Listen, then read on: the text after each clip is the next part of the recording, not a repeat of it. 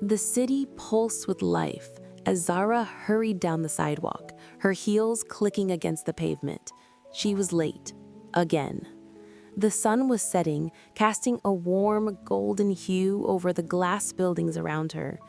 In one hand, she clutched her laptop bag, and in the other, a takeaway coffee she hadn't even taken a sip of.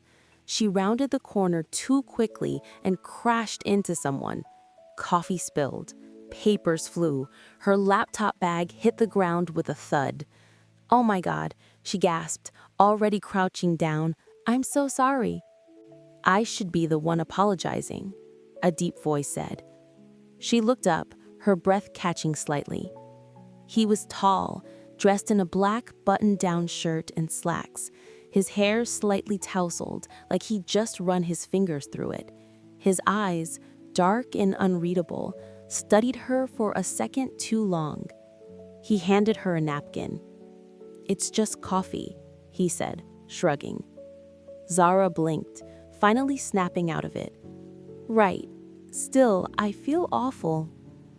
He gave a half smile, the kind that barely reached his eyes. No harm done. As they stood, she noticed he had a small scratch on his hand. She instinctively reached out. "You're bleeding." "It's nothing," he cut in quickly, pulling his hand back. "Okay," she said slowly, taken aback by his sudden change in tone. There was a pause. Then he nodded politely and walked away, disappearing into the evening crowd. Zara stood there for a moment, stunned. Something about him felt off.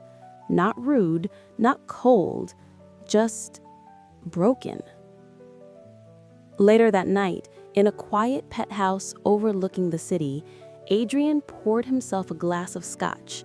He stared out the window, but all he could see was her, the woman from earlier. She reminded him of someone he'd lost.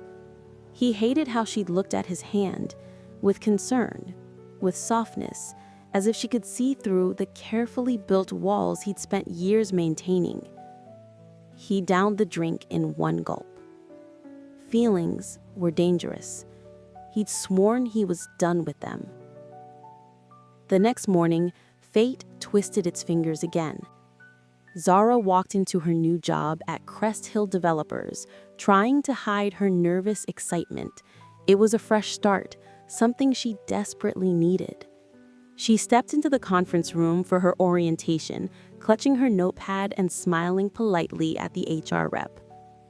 "Everyone, this is Zara Mendoza, our new assistant project coordinator," the HR lady said.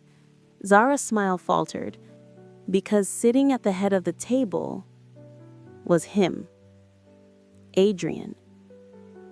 He looked up slowly. Recognition flickered in his eyes. So did something else. Trouble.